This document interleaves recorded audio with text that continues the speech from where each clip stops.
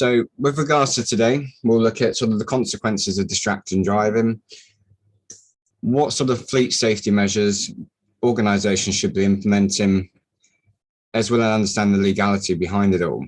So in terms of the agenda for this session, what we'll do is I'll take you through a bit of a welcome introduction, which I'm doing now.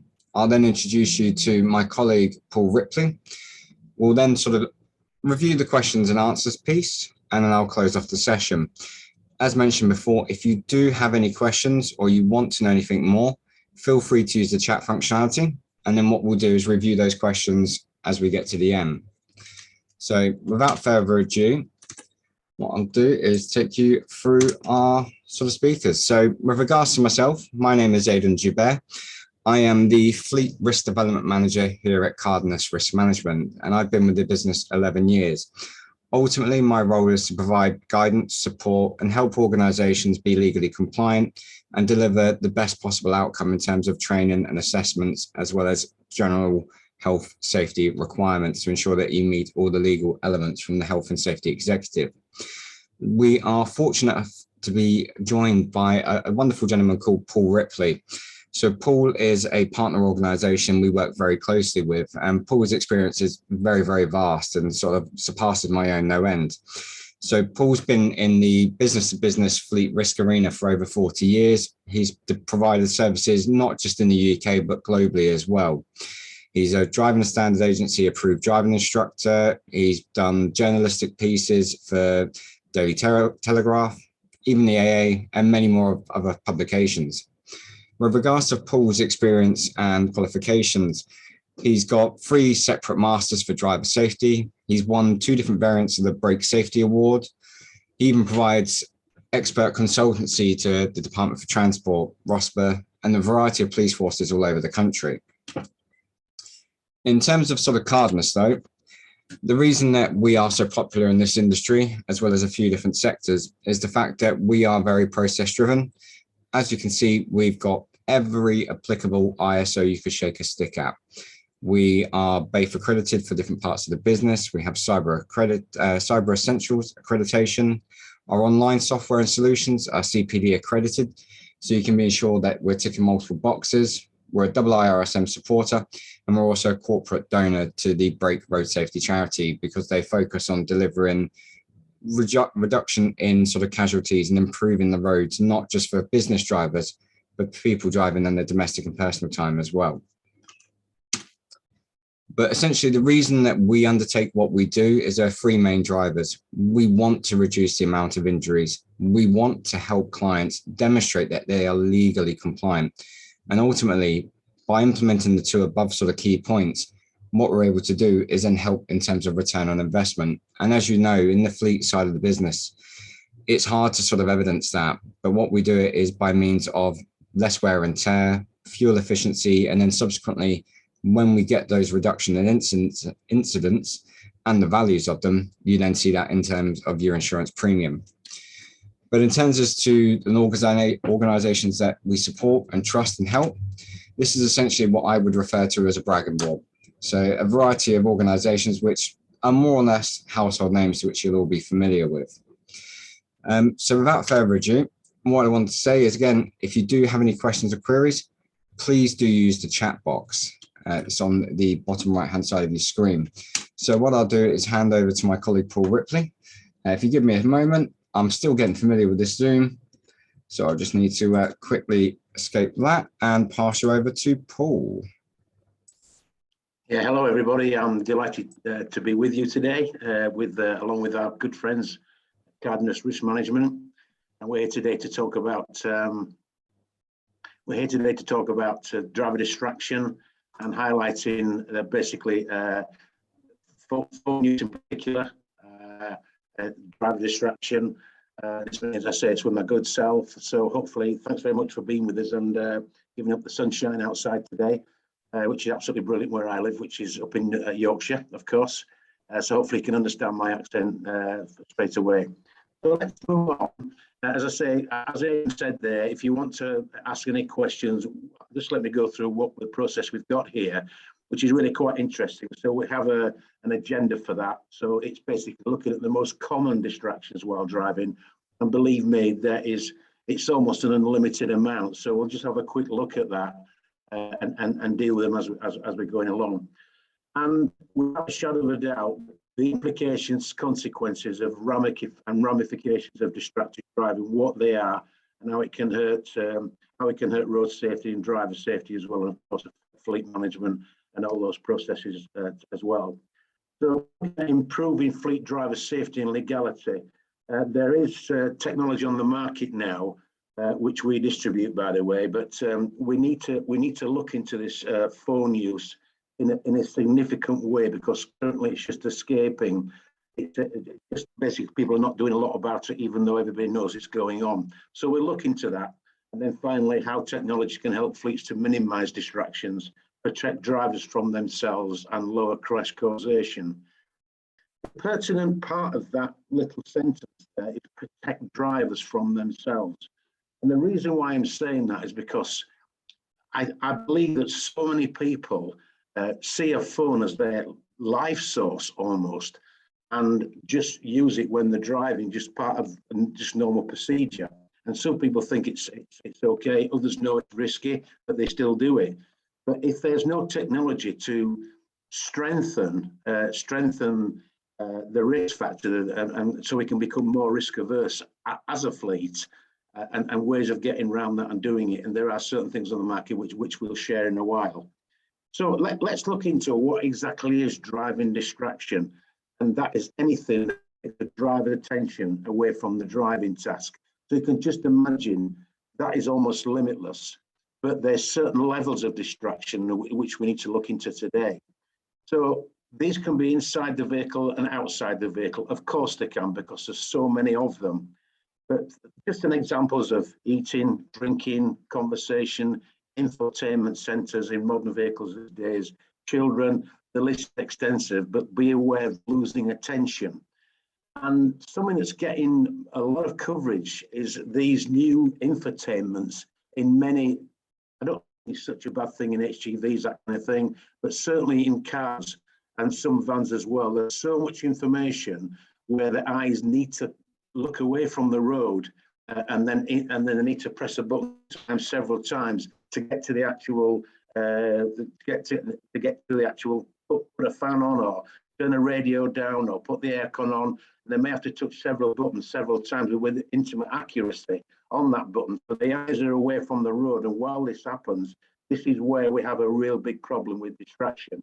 So I think it's getting worse. I mean, I was in a car, electric car, just 2 days ago, and I could not believe the size of the screen. And what we wanted was a fan. We wanted to put more fan up because it was quite warm outside. The aircon was already on, but we wanted to turn the fan up, and we had to touch the button 7 times to get the fan to go. And I just could not get my head around why can't we just have a knob? But anyway, I'm probably old school, so it's one of the things we need to look at. Okay, so but without a shadow of a doubt or any question, the number one distraction in a vehicle is the mobile phone. And this is where the complications lay with using mobile phones while we're driving. And the stats tell us lots of things. We're going to look into stats. These stats are global, by the way, because it's sometimes quite difficult to really drill down into research in what's happening exactly in the UK. I think there's about 40 plus, different police constable, that kind of thing, over the UK. So we struggle to get hold of data, but a lot of the data we've got is from the US, and it's exactly the same. It's just obviously on a minor scale over in the UK, but it's still irrelevant, I must say. So there's 3 main types of distraction, and these are from the left, obviously the visual distraction, taking your eyes off the road. And what you've got there is the mobile phone on the left-hand side. Not quite sure what the icon is in the middle, but on the right-hand side, that will probably be a now as well. So when you're taking your eyes off the road, the manual distraction is, if you've got there eating, drinking, grooming, so that means you've got to take your hand off the wheel. But to take your hand off the wheel, you may have to change gear, of course, or turn something on, turn the heater on, or anything like that, press electric window, that kind of thing. So I think that just try and keep your eyes on the road when you're doing this, and try to keep that road scene absolutely in the eyes all the time. And then finally, is a cognitive one, and taking the mind off driving. And this is where the problems really start. let's say for texting at the bottom here, texting combines all three types of driving distractions in one basically one action. So you've got your visual, your manual, and cognitive distractions there. Okay. Another texting while driving, and here we have 82% of drivers 16 to 24 said they have text while driving. I don't think that's nothing new that we're probably not aware of, but 85% of young adults who text while driving agree that texting is a problem. Having said that, 77% of young adult drivers are somewhat very confident that they can safely text while driving. Does that make any sense? Not necessarily, but I'm just saying the scale of the problem of how many people are looking at the phones when they're driving and how many people are texting when they're driving. And if you've ever tried to do it back in the olden days, I certainly did, and it was, it was on a proving ground, by the way, when I was to try to send a text back to the office, and you just can't concentrate on two things. And we're going to look into this concentration and adapting to texting. And then the secondary thing becomes driving as it's the most important, but it becomes a secondary thing that we're talking about here. So this is a quick Australian video, and it's about blind driving, what happens. It's only a minute long, this, but I think it just sends a really good message. So let's play the video.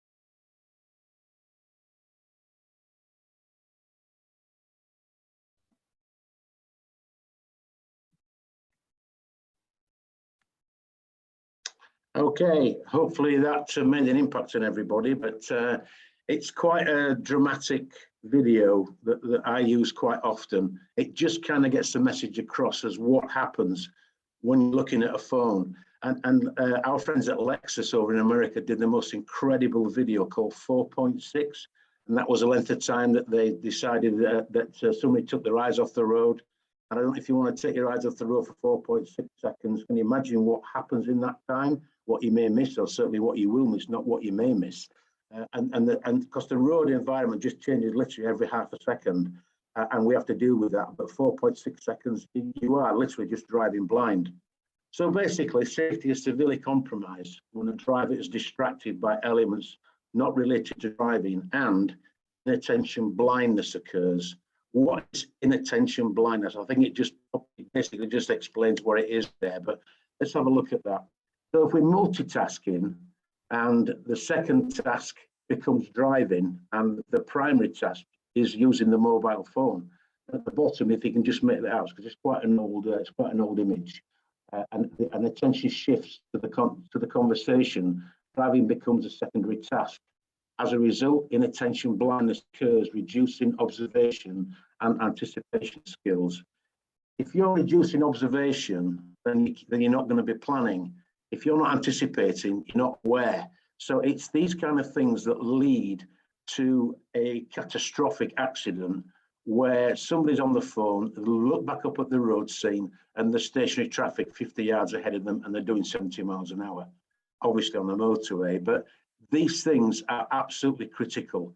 And we think that we're safe when we're using a phone and having a deep conversation with people, but theoretically we're not. And this has been proven time and time again by research that hands-free is not risk-free. In fact, it's almost as bad. So it's just trying to get that message across and let everybody understand and know about this, and let's see what we can do about it. Okay, so this is the scale of the problem. Drivers' addiction to phones is immense and needs to be curtailed for so many reasons. Our good friends at Zen Drive, they said that 57% of all collisions involve phone use before impact. if you just think about that now, if I'm an insurer, which I'm not, but insurers, if hopefully some insurers or brokers on today, the usual term that's used when a driver rear ends somebody because he's on the phone, it's inattention, it's using the phone. No one's going to fess up. Sorry, boss, I was on the phone when I crashed. At the end of the day, they're just not good. They're not going to confess to that. So the insurer puts it down as hit third-party rear, and that is why you're seeing a lot more hit third-party rears on accident reports as to what the causation was of the accident.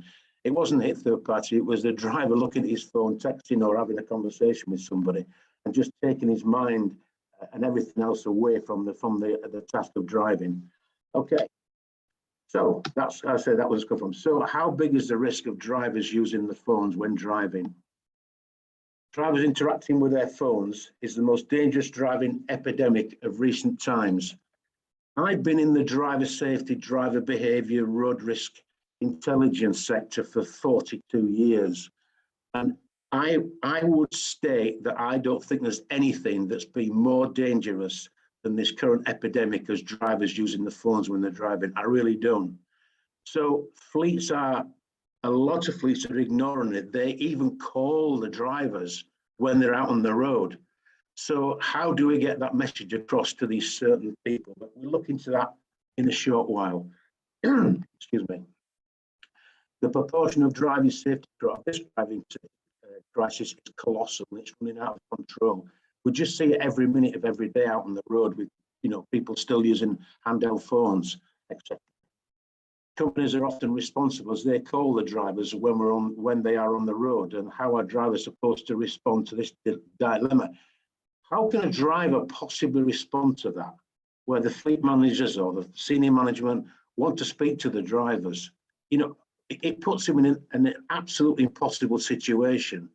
No wonder there's mental health and things like that coming from driving, stress, because the driver knows he shouldn't be doing it. He might not care, he might just do it all the time. It's just normal practice for them. But this is not normal practice, this is costing lives. So we're going to look into this in a while.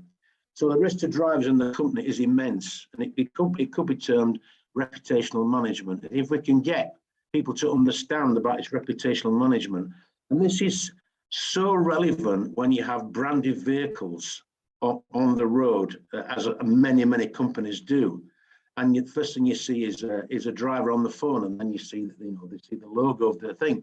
I mean, I do lots of speed management and speed awareness courses, and the most crucial thing for the company is this reputational management. They don't see the speeding driver, people out on the road. They just see the logo of the vehicle, and if it's a local vehicle, it just makes the company just stink a bit. It smells a little bit, and this is why phone use is a really critical factor for fleets.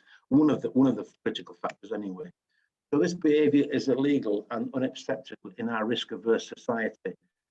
I mean, you may know a company who doesn't give a monkeys about risk. It just happens. People crash. That's a state of play. It's part of the course. They just accept it as that. But there is a better way, and without a shadow of a doubt. And if you can measure it, you can manage it, and then you can mitigate it, can't you? It's the same with telematics. If you see some really bad driving behaviour, you can measure that driving behaviour, you can manage that driving behaviour, and then you can mitigate the risk. And those 3 M's, as I call them, make a very, very powerful statement. Okay. Some interesting numbers here, and they really do tell the story. So 150 times a day, the New York Times tells us that the number of times people check their phones. I'm not a phone addict, so I might check my phone 4 or 5 times a day maximum, and it's turned off when I go to bed. Yes, I actually do that, and I certainly don't keep it in it when it's in the vehicle. It's turned off. It's just the way I want to be driving. And 88% of drivers admit to looking at their phones when driving. So it's this distraction thing where you're taking your eyes off the road scene just to see what the message was, or to read a text or whatever. And this is where the risk amplifies significantly. And this is where the crash causation, that's the root problem of the crash causation, without a shadow of a doubt, not looking at the road. And this is an interesting stat. 71% of commercial vehicle drivers' crashes are aligned to phone use when driving. And also get an incredible stat. 57% of all driver crashes are caused by phone interaction. And that was on the previous slide, but one. And these sources have come from Zen Drive, New York Times, and Science Direct, if anybody wants to know. I think this is a really powerful image that I've used quite a while in lots of my talks and workshop talks about phone use when you're driving. And basically, it's the leading cause of vehicle collisions, and it can certainly ruin a company's brand and reputation. There's that reputation management again. So the problem's getting worse. The more we know about it, the more we need to be aware, become aware of it, and how can we become responsible for that, and how can we make it now? This is a super interesting stat, but let's just start on the right hand side with the little blue square. And this chart shows a percentage increase in distracted drivers' response times. An undistracted driver typically reacts in 1 second. So if you start at the top, if you're at the drink drive limit, that increases your reaction time to an outside stimuli or outside problem you see on the road by 12%.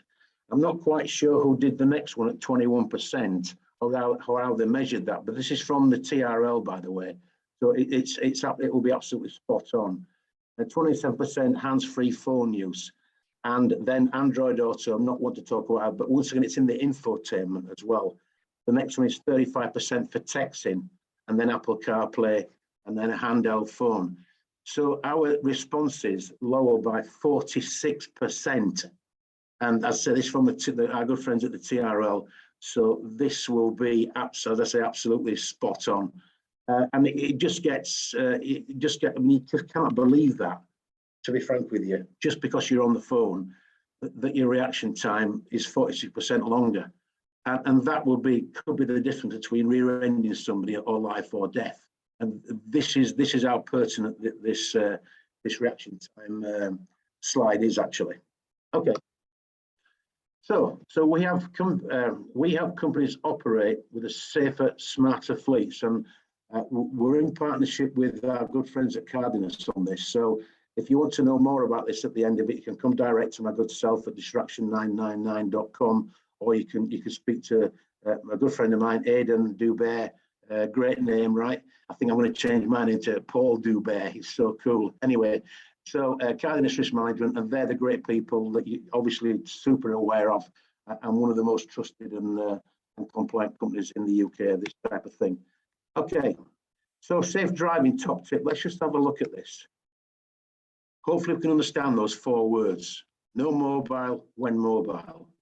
And I think that's a pretty easy one to remember. When you get next time you get in your vehicle, whatever that vehicle might be, think about what you're going to do with that phone. Okay, remember the new laws that came into play quite recently, and be compliant and be safe and be legal. It's fairly easy. It's not a complicated story to get to be legal and get to be safer when you're driving by putting that phone away, turn it off, park it somewhere, preferably in the glove box outside.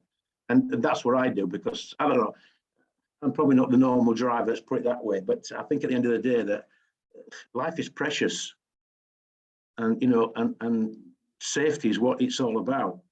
And somebody once said to me, what's the 3 most important things in driving? And I said safety, safety, and safety. And if I've forgotten anything, it will be safety. So why am I taking these incredible risks using the phone when we see the stats, what's happening globally, not just in the UK? It's frightening, but we can do something about it. And it's easier than you think. It's called discipline. Put the phone away. Texting and driving on a motorway at 70 miles an hour, you will take approximately 5 seconds with your eyes away from the road scene. And this is driving blind again, just like the chap is on the left-hand side here. You will therefore be driving blind for 175 meters. You'd never think of doing that, would you? You'd never think of using a blindfold and drive at 70 miles an hour on a motorway. But that's exactly what's happening when you're texting somebody, when you've got your eyes away from the road scene. And at 70 miles an hour, things can change so quickly. And as I said here, the road scene changes dramatically every second, let alone 5 seconds. It's like a lifetime behind the wheel, not looking at the road scene, I can tell you. Okay. So here's the big one. Where is the solution or solutions, and how can fleets and insurers lower the loss ratio, the crash causation, and insurance claims? And we can improve defensibility. We can improve those insurance claims by using technology, and we're going to look into technology as a next thing we're going to look at on the webinar here.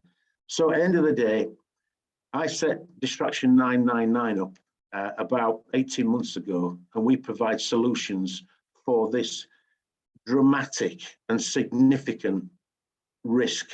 There's no doubt about it. And it depends what you want to do. Do you want to lower the risk? Do you want to manage that risk? Or do you want to completely eradicate that? And no matter how you look at that, there's a solution for that. And as I say, you can come to my good self, or you can go direct to Cardenas if you prefer. Okay, so connecting technology for fleets and insurers to eliminate drivers using phones when driving, therefore lowering the current most dangerous driving problem. Now, there could be some of you would think, well, I don't think it's the most dangerous driving problem. I don't like contesting things, but at the end of the day, I will suggest if it isn't the most dangerous, it's pretty damn close. And you know, just taking your eyes away from the road, that's what I just keep mentioning, keep looking, pay attention to what you're doing. The driving is the most dangerous thing you do on a daily basis. Why would you want to increase the risk? Why would you not want to stop doing that? You know what I'm saying anyway. So that's where we are with it. So protecting drivers from themselves. If people are addicted to phone use, and so many people are, fun enough, I think it's a lot with the younger element, and maybe, you know, those in the 30s and 40s, where it's the complete life source and everything in their lives is on this phone. And that is why they don't want to be what they could have, the fear of missing out, FOMO, the fear of missing out. When something rings or bell sounds or something pings in there, they want to know what it is, so they pick up the phone or they look at the phone. Once again, eyes away from the road scene to find out what it is. So looking to innovate, and we reimagine and redefine the processes to help fleets become technology-led businesses. And I kept, you know, being in the practical driver training for a long, long time, there are ways now of using technology to better manage driver behavior. And this is one of the processes we're talking about here, using that technology more to get to a better end result, and therefore lower this loss ratios and become more, if you like, have more defensibility to your own fleet yourselves, and just control it more and lower that risk. And that is what running the fleet surely all about. So we integrate, we maximize the value of lowering crash causation through our apps and our portals. And many of you, if you're into fleet management, that kind of thing, will have telematics. And, you know, I set up a business about 11 years ago, which captivated all that data, because I used to say to fleet managers before I set this business up, I rang about 500 fleet managers that I knew pretty well. What do you do with the telematics data? We actually don't do anything with it all. Oh, really? Why don't we just can't understand the data? It's just too much for us. There's too much coming through. We don't know how to deal with it. So we set something up that dealt with that. And this is exactly what these propositions do. And they maximize the value of lowering crash causation through use of these apps and these portals, which are absolutely brilliant and so flexible in the makeup. And the scale, so we unlock users' full productivity potential that enables business intelligence tools to deliver actionable insights and results. And that's quite a mouthful, that one, I do apologise. But at the end of the day, you'll understand what all this is heading to, and there is a ways around this. So let's move on to the next. Okay, it's just locked up for a minute. Okay, beg your pardon. Everything's just locked up on my laptop.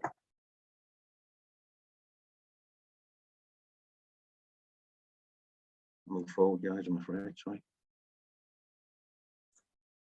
So I'd probably try hitting the escape button and then re-enter the slide. There we go. Thank you, Aidan. Okay, I beg your pardon. What can be done? Yeah, what can be done? Using the power of technology on fleet risk, we identify, address dangerous driving behaviour should drivers illegally interact with their phones when driving. We know that you cannot touch the phone for almost any process-driven thing at all anymore. You can't touch that phone, but you can use it in a cradle. But I will be super aware of that, because if you have an accident or a crash, or we're involved in a fatality here, and you have been using a phone, you will more than likely be going to jail, spend some jail time, and you'll certainly probably wreck your life, to be honest with you. So just be mindful of these critical things about using phones, and we liberate such risky behaviour from fleets to create and allow a safe, legal, compliant and mitigating technical response. Super safe. That's what it's all about. And our core solutions leverage technology to solve problems and manage and mitigate risk, to augment and automate fleet driver safety processes, making existing workforce change culture, and deliver to fleets and insurers claim defensibility solutions. And some fleets will need a culture change about these phones, because it's just gone too far, to be honest with you. But what are those? What exactly are those? So let's move on again, and then we just. Sorry, Aidan, it's just gone again.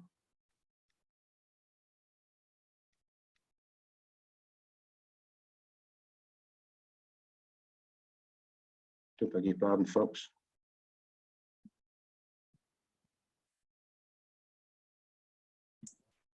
I was hesitant to speak in case it did what it did last time. Yeah. Thank you. Irony. Okay. Technology solutions. Okay.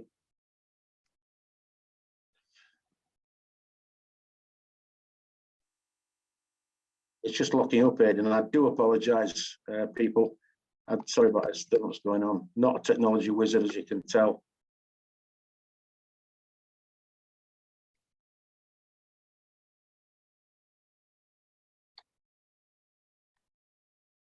Okay, right. Do beg your pardon. not my strong suit, this. So technology solutions to control risk, protect drivers from themselves and lower crash causation. We have a proven technology vaccine, good word, for distracted driving. The non-stop flow of information coming through devices is increasing fatalities, even though vehicles have never been safer. And thanks to the OEMs, car manufacturers, van manufacturers, who are now looking at this, I think it says we need to make our vehicles safer, because drivers just still keep killing themselves with whatever they're doing. And our good friends at Cardenas, and of course my good self, Paul, we're working on this together now. Okay, unleashing the power of fleet technology. The first product is called No Cell, and we're going to look into that as a small video that we're going to share with you. Great, it's a hardware-software combination, but it's a self-fix hardware, just a little puck that fits on the inside of the windscreen, and you can pair up to about 10 different phones if different drivers are driving the vehicle. This is an absolute Rolls-Royce product. It is absolutely exceptional. It's superb in its delivery. What it does, it's got a great portal, and it's got some wonderful features on it, which I won't go into right now. But the next one is called Ping. You may have heard about Ping. They've just gone through a massive funding round in the US. A lot of money being put into Ping, and I just love this. Right. It kind of defies what I'm talking about here to some degree, but it actually doesn't. It's still legal and it's still safe. What Ping is a messaging app that allows the drivers to stay connected to the fleet manager, to the family, to the friends, and everything gets right. So they can use any kind of platform in that fleet. That it might be Slack, it could be WhatsApp, it could be a text, it could be email, Facebook Messenger. Literally any platform, and it reads out the messages out loud to the driver. The driver does not need to touch his phone, look at his phone, or interact with his phone at all to get that message. The beauty of Ping, it does not allow a return message. If it needs to make a call, it has to be lawful and legal, pull over, ignition off, handbrake on, and then make the call back to base or whoever he needs to speak to. So that's Ping, and it really is a great proposition. And then the one here is a lifesaver. It's a lot. It's just purely a software download, which is exciting. It's great for a very easy implementation to the fleet with very small cost attached to it. Okay, look at Lifesaver first. It's a software solution that allows fleet managers to control which apps are used by the drivers.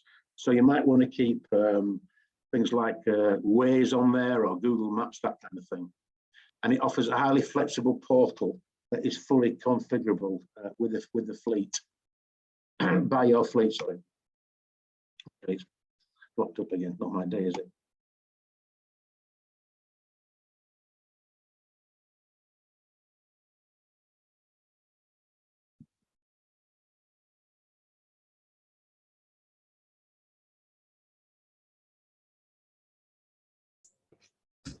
It appears we've lost Paul. Unfortunately, it seems he's going to have some intermittent connection issues.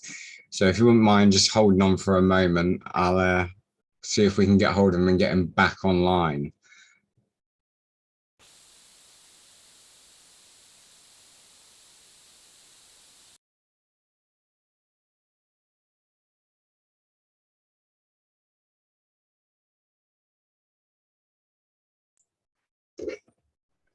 So I'll see if I can get Paul back online. Also, if you do have any questions or queries, feel free to utilize the chat box, and hopefully I'll have Paul back online in just a moment. As you could probably tell, his internet was a bit intermittent, and that's me putting it nicely.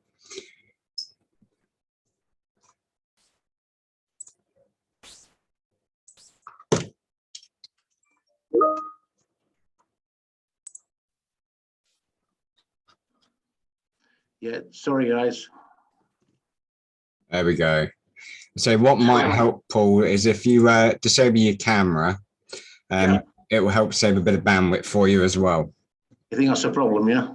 It could be a factor here as well. Okay.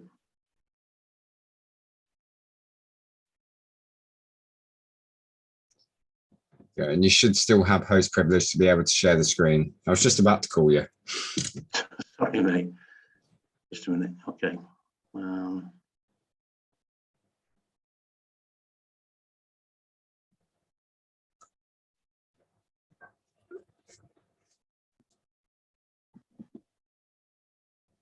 Sincere apologies, everybody. There we go.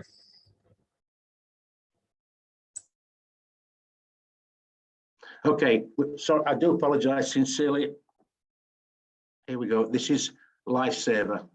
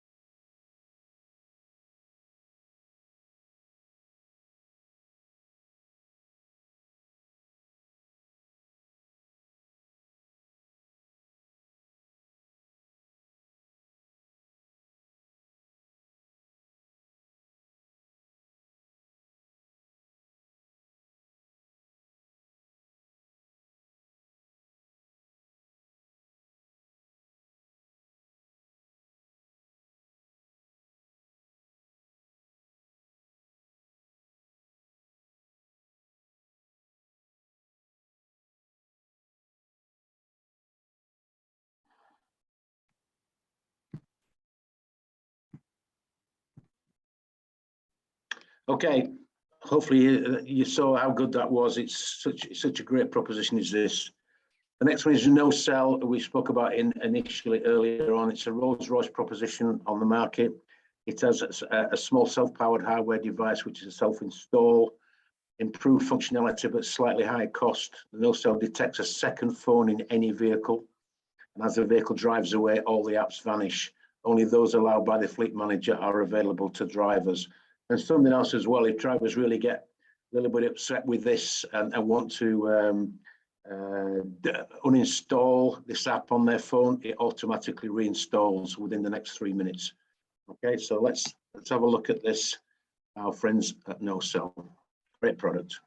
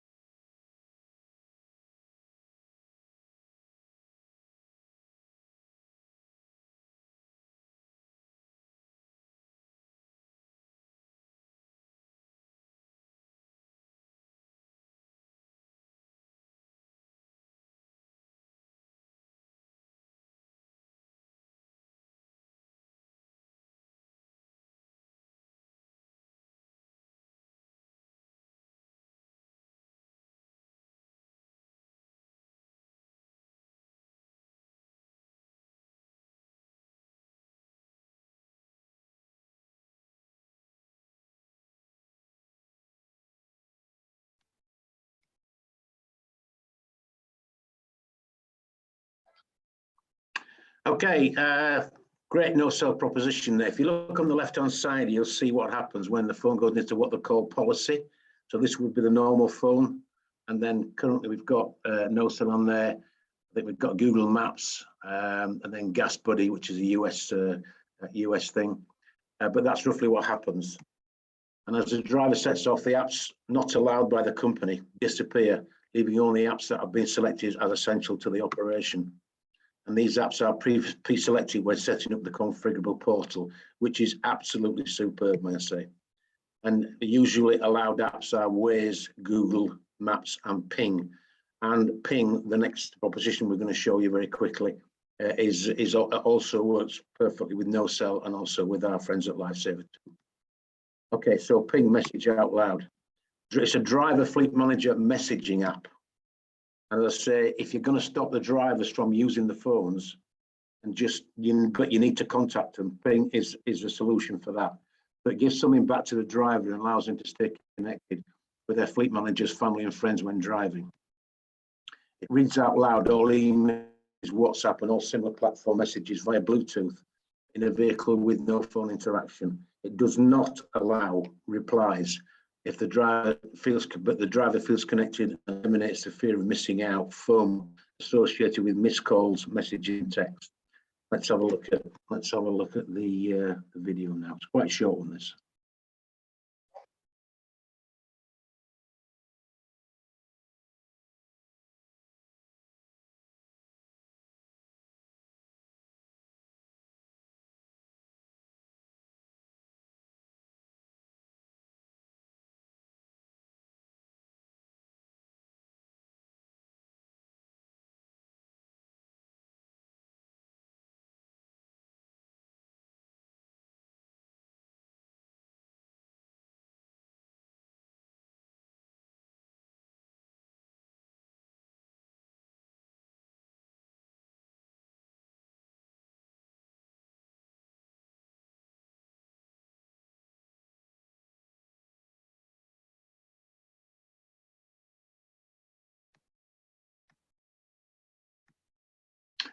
Okay, that's Ping there for you. So you've got the three propositions, the no sell, lifesaver and Ping. Ping works with both the other two there, as I said before, and they're exclusively distributed by Distraction 999 and our friends, good friends at Cardinus Risk Management. My details at the bottom there. Obviously, you'll be aware of Aidan and the Cardinus team. If you want to deal direct with them, that's absolutely fine, no problem whatsoever. We're working in partnership on these. So I'll hand you back now to Aidan and see if you've got some questions that you need answering. I hope you're there, Aidan. Thank you, Paul. Suel, I was just going to ask if you could promote me back to host.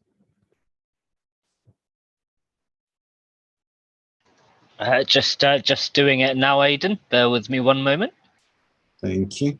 So do feel free to continue submitting questions into the chat and we'll pick these up in just a few minutes.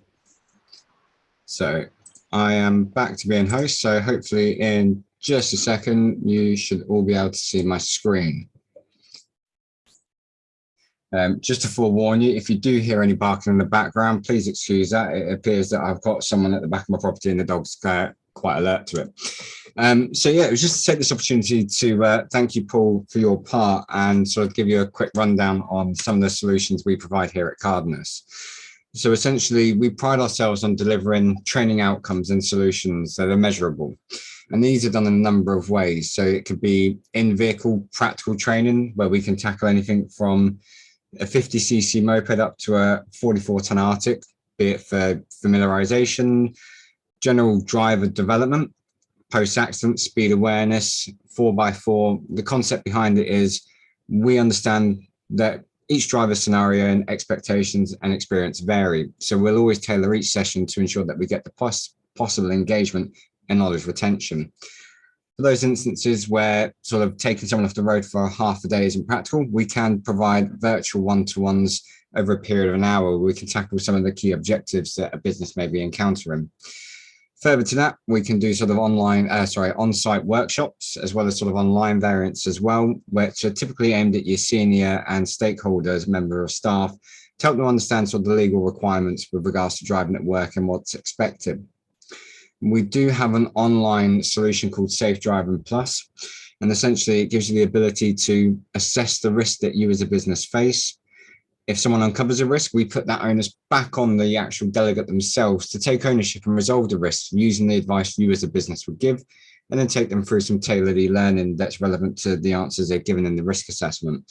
It's all supported by an editing tool. So if you ever do want to chop, change, edit the course content, insert links to policies, procedures, even add in your own imagery and videos, it gives you the capability to do that in-house yourself for free. Further to that, we do also provide on-site seminars with a variety of different sort of topics, be it speed awareness, safety and economy. We can even do bespoke ones as well, where we can deliver training en masse to a wider audience. I'm speaking a bit quick because I'm just conscious of the time and the fact that we've collated a few questions. In terms of sort of consultancy, we can support sort of any sort of driver risk reviews, behavior profiling elements, even down to green fleet and understanding what you can do commercially to achieve better outcomes. Lastly, one of the elements that's quite a popular solution at present is where we come on site and we undertake what we call a fleet risk review, because no one likes the word audit. And ultimately, it's to understand what a business is doing right, where there are gaps for improvement, and how we can help them understand those risks that they have and what they can do to sort of mitigate it and make themselves more compliant and help improve the culture.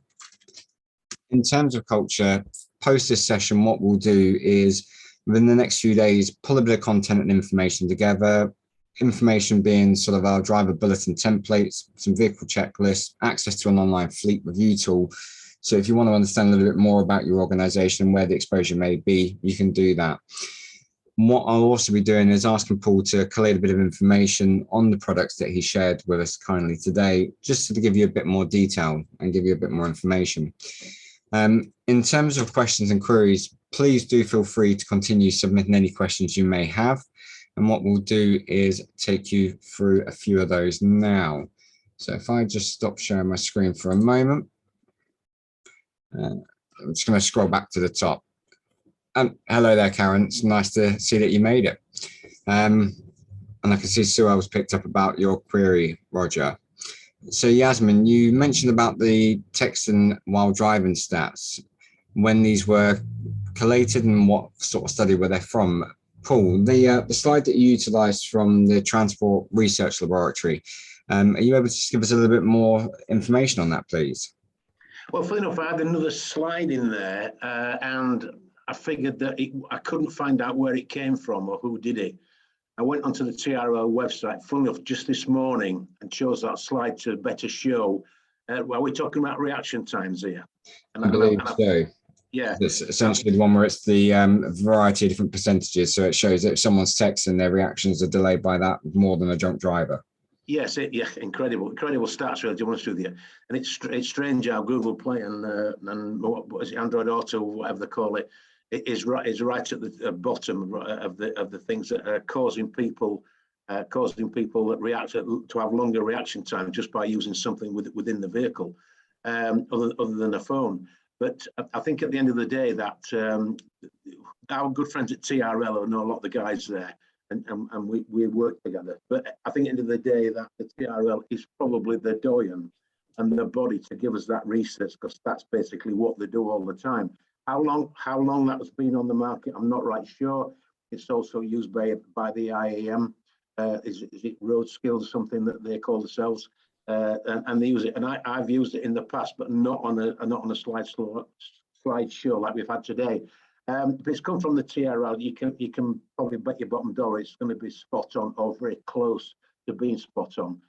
So that's it. But how they tested somebody, smoking cannabis and then reacting, I have no idea. But it's just what they've come out with, and you've got to trust and have confidence in the Transport Research Laboratory to be able to use some of their stats.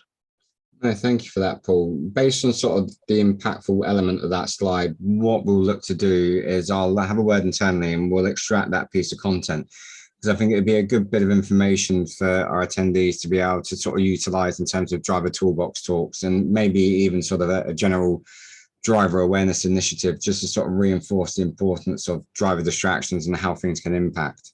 Yeah. We did have a query from Karen Clark, just asking, can you report phone users to the police by providing their car registration number, or do the police not have the capability of dealing with this? So what's your viewpoint on this one, Paul? It's so difficult. I actually don't know the answer to that question. I suppose you could. I mean, there's a lot of in-cab dash cams now being sent, illegal or bad behaviour, whatever, being sent to the police, isn't there? And I suppose if your camera caught it, then you'd be able to do it. But I think to get involved in something like that, I'm actually not sure. I mean, I just saw somebody do. I've just been driving this morning. I saw somebody do it this morning at a set of traffic lights. So we're on the phone. The traffic lights changed to green, and they're still sat looking at the phone, and the people behind them are blasting the horn at them. So it's a difficult thing, but I think it's going to take some significant time for people to understand and realise that I've got to stop using this phone. And I think if we can protect ourselves as number one, because life is so precious, and be ready to deal with people who are basically they're sharing their awareness, physically driving and being on the phone to somebody, conversation, texting, whatever that may be. I really wouldn't know the answer to that question, to be frank with you. No, thank you. I say, obviously, phone use is still quite a big issue and a very hot topic, especially given the recent changes to the highway code in terms of sort of technology usage in vehicles. And I know the police are keen to sort of utilize the new powers that have been given to them. I am aware that there is a number of initiatives that are run in a variety of different counties. I'm not sure if it's sort of nationally, where driving instructors are able to utilize their in-cab and in-vehicle cameras and share that information with the police, providing its date and time stamped appropriately, so that can lead to a prosecution. And obviously, if the police come across anyone in that scenario, they will take the appropriate action. Yeah. We have a question from Justin. It's going to be more directed at yourself, Paul. Essentially stated that they are a multi-drop delivery company, up to 60 calls an hour, and drivers use PDAs. So essentially sort of a nice portable device. So to know where to deliver, what to deliver, how would you suggest they manage and minimize the risk they're exposed to while still being able to see the device? Very, very difficult. I may be right in saying this, but I'm not 100% sure, Justin, to be honest with you. But when the government changed the laws quite recently, they included any mobile device, and that was tablets, phones, and I can only imagine PDAs as well. So I think it's something that you may have to recognise and try and mitigate that risk some other way, if that's possible. I'm not quite sure. I'm not into that space. But at the end of the day, it could be that what you're doing is already illegal, according to the Home Office and the government. Certainly worth checking out a bit deeper. I can't give you a definite answer with that, but I think if we take the government statement word for word, it could be that PDAs are illegal already. So how do you mitigate that? I don't know. Is there another way of finding someone else? I'm just not quite sure. But at the end of the day, there might be a way around it if you can really think about it. What do I need to do here to mitigate this risk, or to reduce that risk, and try and find another way of doing it? Because I can imagine there's lots of companies using PDAs, Justin, to be honest with you. Thank you. One of the questions we have from Roger is, as you mentioned, manufacturers are increasingly producing safer vehicles. In addition, we're installing more and more technology such as telematics and ADAS. So I'm going to assume you mean sort of the advanced driver assistance system, so sort of lane departure, auto parking, elements like that as well. And essentially, if it does increase the level of driver distraction, I think it's quite a valid question. A lot of the technology that's currently being introduced is a driver safety initiative. So the lane departure assistance is quite a good one because it gives the driver the ability to know where they are in the lane. Same as sort of blind spot mirrors, because unfortunately, it tends to be that your blind spots are more monitored heavily by people who ride motorcycles because they're sort of naturally more aware that they need to do a lifesaver check. So having some specific types of technology enabled does sort of improve the safety. It helps you with your reaction speed and reaction time. In terms of sort of the technology that does add distractions, as per the slide that Paul shared from the TRL earlier, where sort of Android Auto, Apple CarPlay is actually a bigger distraction to actually having the hands-free element on the phone. And I think it's, as long as we can raise the appropriate awareness and help people understand what the limitations are, what their capabilities are as a driver, we can kind of create the right environment and the right culture. But no, it's quite a difficult question to answer, if I'm honest. Is there anything you'd like to add to that, Paul? Well, I just say we need to applaud the OEMs and the vehicle manufacturers globally for what they're doing, specifically in cars, and the safety in cars is just, it's just been augmented in such a fantastic way. You know, ABS and things like that is one of the key lifesavers if people know how to use the ABS properly.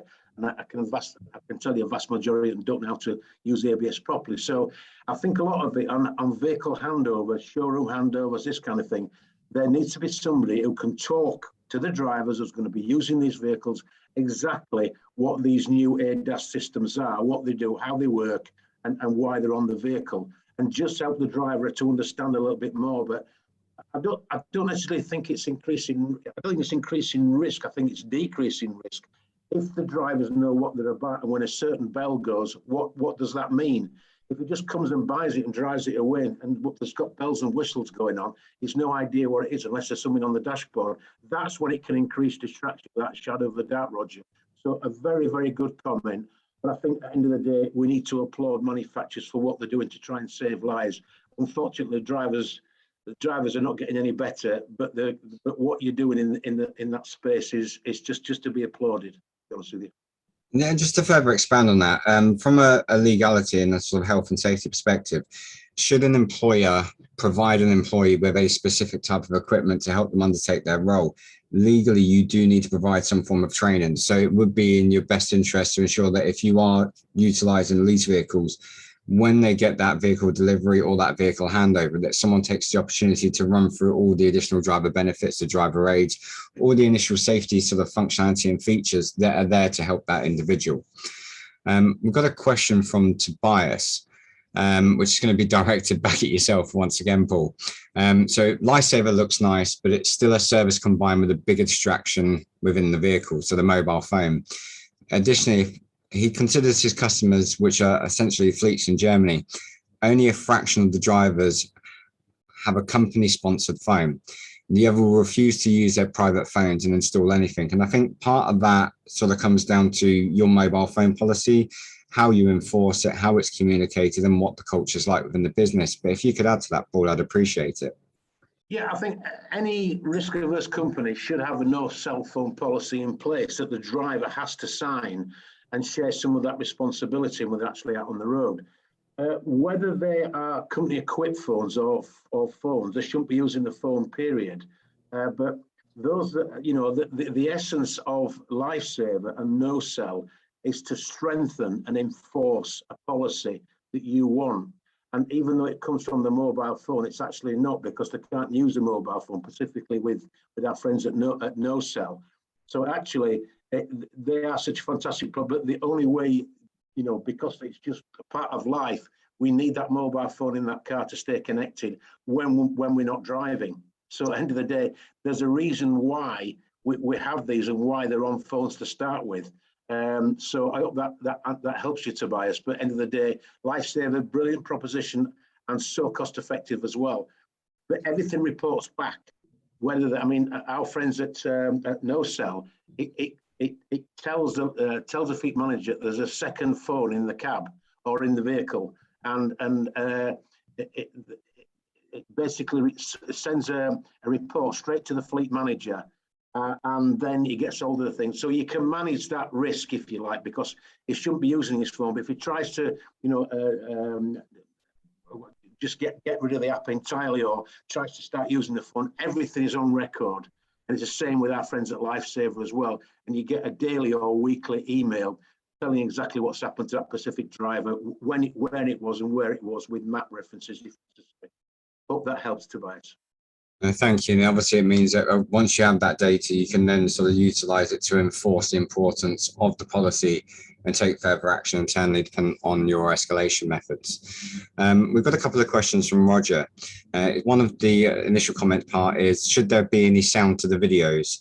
If so, can you share the links to the video clips? So what we'll do is I'll ask Paul to sort of send the links over to me, and we'll include that in the follow-up. But Paul, can you just confirm if there's meant to be sound to it as well? Because I didn't get anything.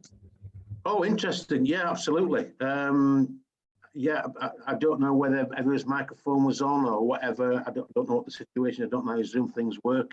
But at the end of the day, yeah, there's absolute video. So if we send that out, and I'll make sure that you get it in the next day or two, Aidan, and then you can send it out to all the relevant people who want to see these videos. And yeah, there's some interesting stuff on these videos. And yes, there is sound, of course there is, yes.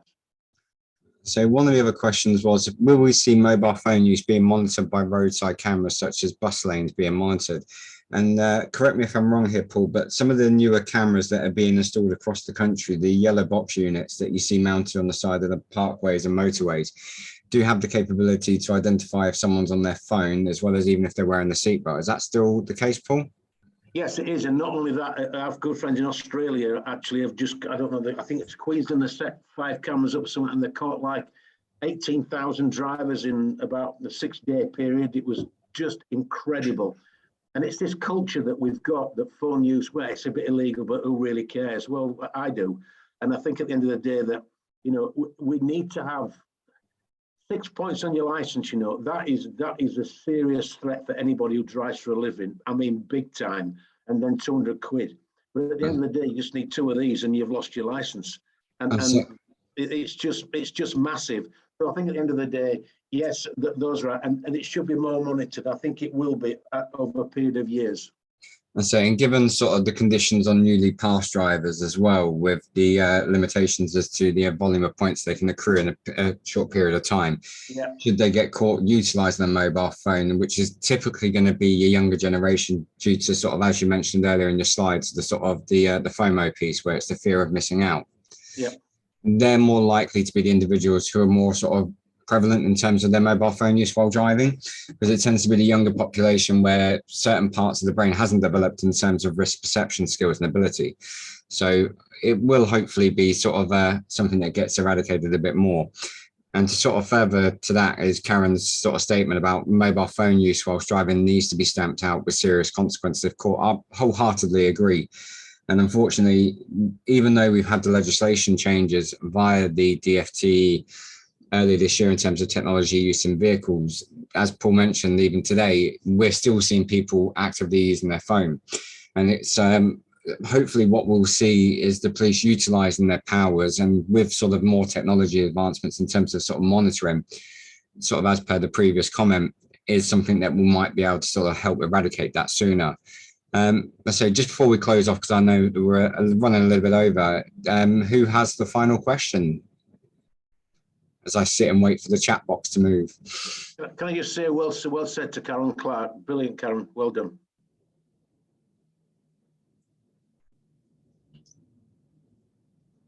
So it doesn't appear that we're getting any more questions. So what we'll do is look to end the session here. Just wanted to thank everyone for attending and taking the opportunity to learn a bit more. Hopefully you've all sort of got out a little bit into the sun. So we just had something coming through from Roger, which is this being enforced globally? Are you able to just expand a little bit more on that one, please, Roger?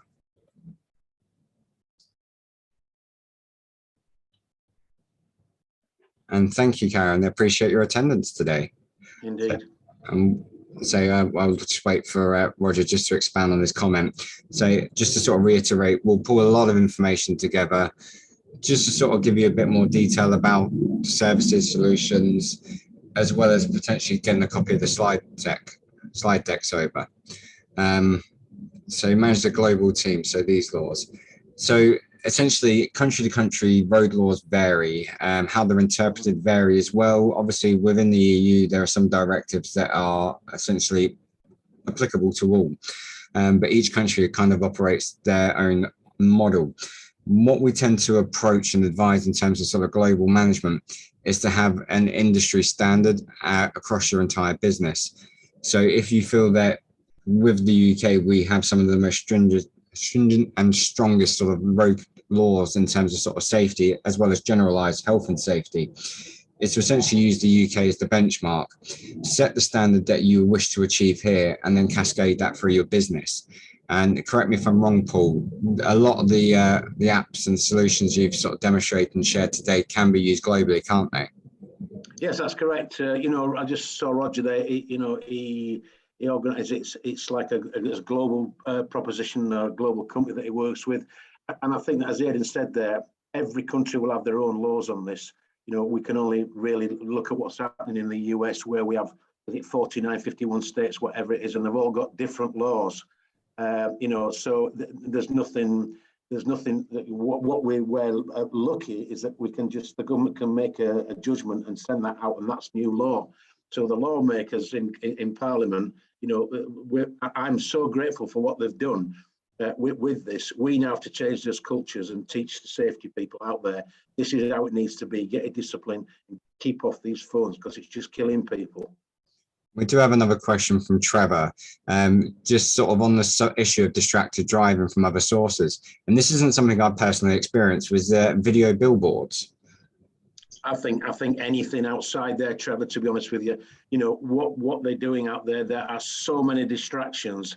I mean, I think I've mentioned probably literally about half a dozen of big ones, and billboards, video billboards, anything that captivates the eyes away from the road scene.